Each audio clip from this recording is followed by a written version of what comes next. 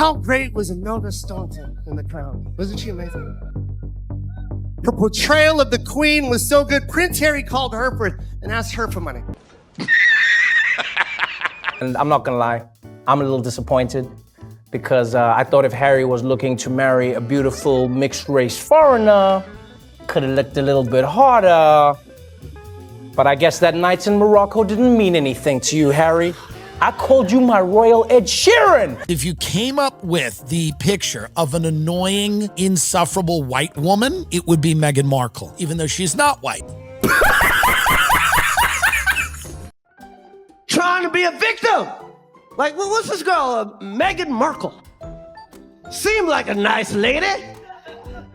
Just complaining. I was like, didn't she hit the light skin lottery? I watched the Harry and Meghan Netflix documentary.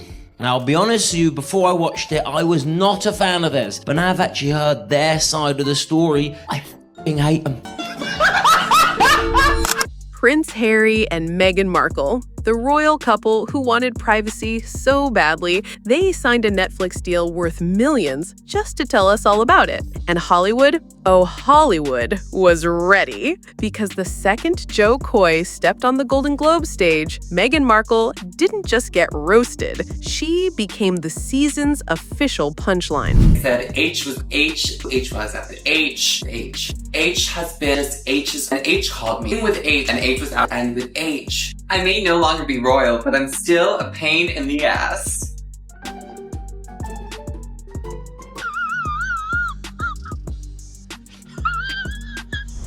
But before I spill the rest of this royal roast, hit that subscribe button and tell me in the comments, was Joe Coy savage or just saying what everyone's been thinking all along? Meghan Markle and her faux naivety. Oh my God, you guys, I married into the royal family, and guess what? They're weird! If only there had been some signs. Oh, leave us alone. All we ever wanted was our privacy and a Netflix deal. From late-night hosts to A-list actors to comedians who don't know the meaning of soft landing, everybody lined up for their turn. What started as one cheeky joke turned into a global roast session that Meghan can't escape. And the funniest part? The more she tries to control her image, the harder the world laughs. In California, we're just a regular couple living close to Oprah and far from the paparazzi. Ooh, but not too far. Stop it. Get some help.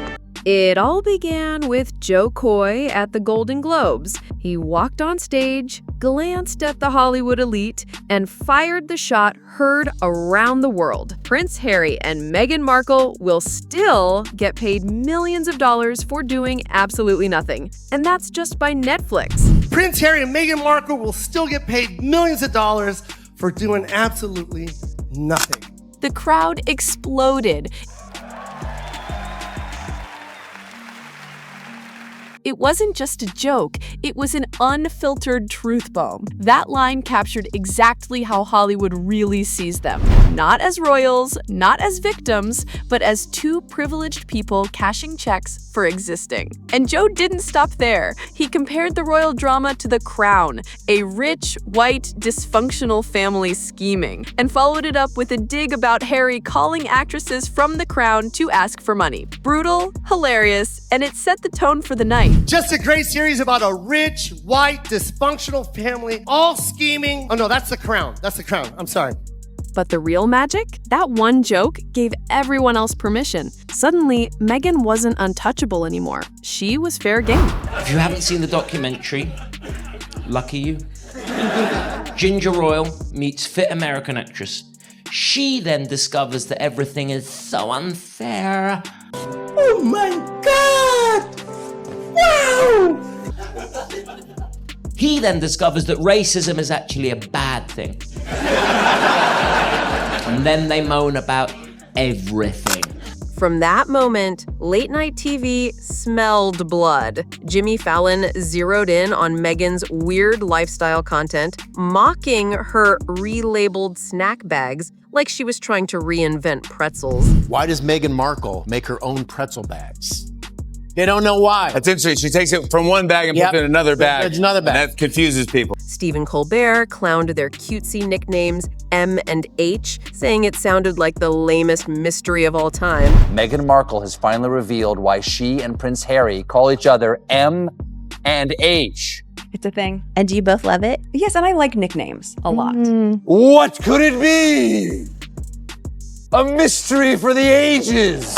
And SNL, they turned it into a weekly hobby. Colin Jost roasted them by comparing Harry giving up the crown to Elon Musk abandoning Mars for Twitter. It would be like if the Prince of England gave it all up just to marry an actress from Suits. He smirked. And come on, Elon built electric cars, he's going to Mars. Why is he even involving himself with Twitter? It would be like if the Prince of England gave it all up just to marry an actor from Suits.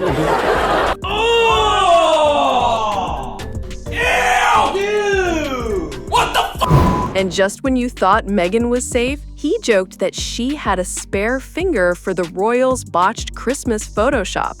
Ouch. Christmas photo released by the royal family features a bad Photoshop job where Prince Louis's finger appears to be missing.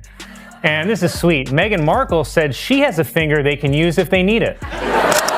Meanwhile, the SNL sketches pushed it further. William's hair became a running gag. Harry was a dim-witted sidekick. So sorry to hear that your hair could not make it tonight. So sorry. Brilliant. What a brilliant boy. Dance, mate. No, come on, no. okay. Wheels, come on. Well, it's my reception. Could You're gonna bust a few. Yeah, there you go. Yeah, there you go. okay. Yeah, come on. You like that, brother? Yeah, twerk it, Wheels. Just sham on. Twerk it, Wheels. There you go. No. And Meghan's Suits was treated like a sleep aid. Imagine being roasted not only as unpopular, but as a cure for fussy children. That's Meghan's legacy on SNL. My brother's fiance, Miss Meghan Markle, is on the American program Suits. Yes, Wednesdays, 8 p.m., USA Network. The only difference between that show and this is people watch this one. Whenever the kids are being fussy and not going to bed, she puts on an episode of Suits and they're out. So, What are you doing? Ow! Stop it! Stop it! But comedians weren't the only ones joining the roast. Even other celebrities couldn't resist. Actress Alexandra Daddario casually dropped that Meghan ruined her yoga routine. Is this true that Meghan Markle has ruined your workout regime? Is this true? If so, how? Yes, she has. How? Her beloved New York yoga studio suddenly flooded, all thanks to Meghan showing up once. Well, she came into New York last weekend. Yeah. And she went to a yoga place called Moto Yoga, which is my yoga place. Now it's impossible to get a spot, she complained. They have places in LA and New York, but now that she went there, everyone's going to want to go there. Right. And there's not going to be any room. It's going to be harder to get into. That's the Meghan effect in Hollywood. Even your downward dog isn't safe. Oh, Pads, you crack me up. And not that sort of crack, obviously. The roasting didn't stop at jokes. It escalated into career-ending burns. John Mulaney called Harry the dumb ginger who ditched his title because he didn't like his 94-year-old grandma. The real dunce of this fairy tale is Prince Harry has entered the chat. You dumb ginger. You leave your title because you don't like your 94-year-old grandma? That's the definition of something you wait out, gangsta.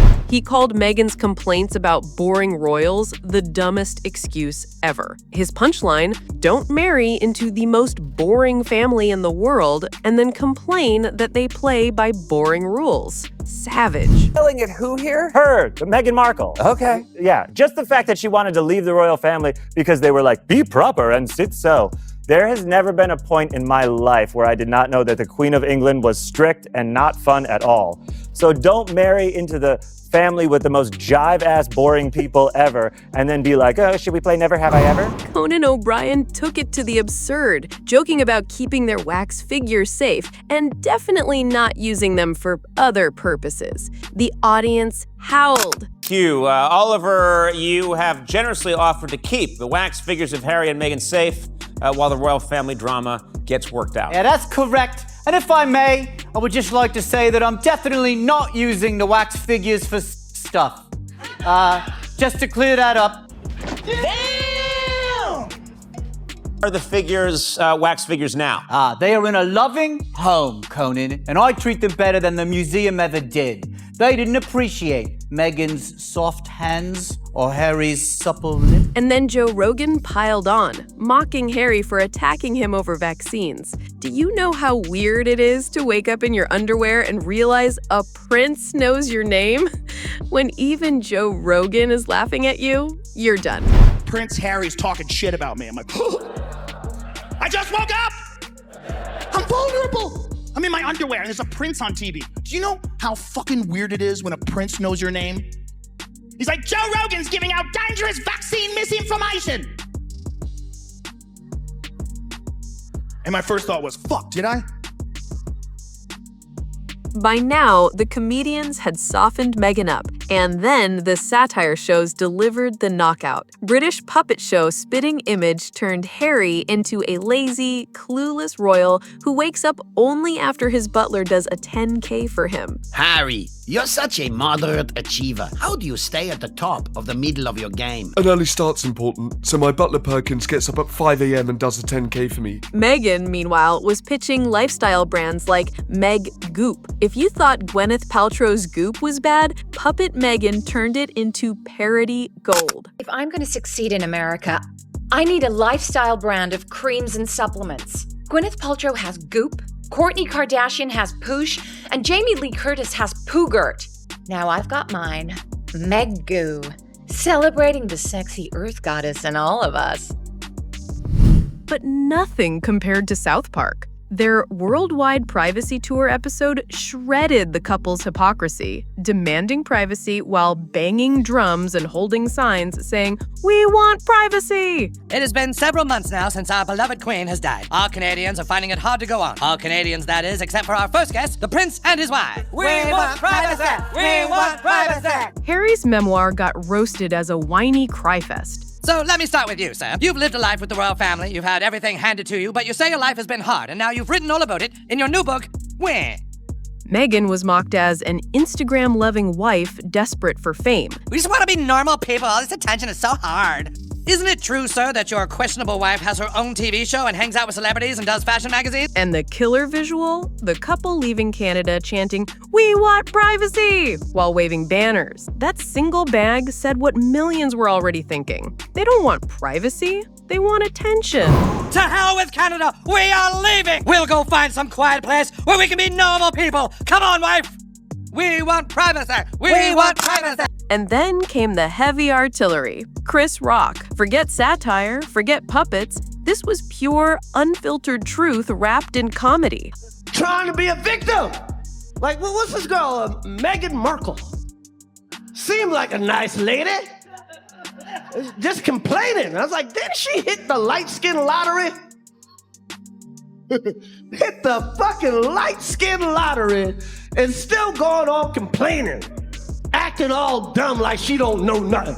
On stage, he replayed Meghan's Oprah interview, where she claimed she had no idea the royal family might be racist. Rock's response? What the bleep is she talking about? They're the royal family. They're the original racists. Going on Oprah, I didn't know. I had no idea how racist they were. It's the royal family. You didn't Google these motherfuckers? What the fuck is she talking about? She didn't know. The fuck? It's the royal family. They're the original racists. The audience lost it. And then he dropped the analogy that became legend. That's like marrying into the Budweiser family and going, oh, wow, they drink a lot. That's like marrying into the Budweiser family and going, they drink a lot. This is invested in slavery like it was Shark Tank. That was the turning point. Chris Rock stripped Meghan's victim act down to the bare bones and exposed it as ridiculous. It wasn't a roast anymore. It was a verdict. What are we eating again? Cereal. Say again? Cereal. And am I tasting chicken? You're tasting fucking cereal. I'm sorry. I'm just really stressed. We're completely out of money. Maybe it's time we dip into your fortune from Suits. There is no fortune from Suits. I don't know what to do. How are we going to pay for school for Archie? I have to tell you, I never realized so many things cost money. Like this chicken. I bet you had to pay for it. Cereal. And yes, you have to pay for everything, Harry. Life is hard. Most people struggle. I have red hair. I know struggle. Oh, God. But the crown jewel of this roast session came from Nikki Glazer. She didn't just mock Meghan, she ended the debate. With one line, she erased all the glamour, the titles, the excuses. If she didn't marry him, she'd be on The Bachelor this season. She'd be Megan M. from Sherman Oaks, barista. If she didn't marry him, she would be on The Bachelor this season. Fighting for Prince. She would be Megan M. from Sherman Oaks, barista. She's just not lucky. Boom, that's it. The punchline that stripped Meghan of every ounce of royal sparkle and placed her right back where she started. Ordinary. Trick that people do with pineapple, instead of just cutting it to make the perfect little bite, you follow the wedge. When nature has given you all the cues on how to have a perfect taste of something. Oh, how fun is that? I love it.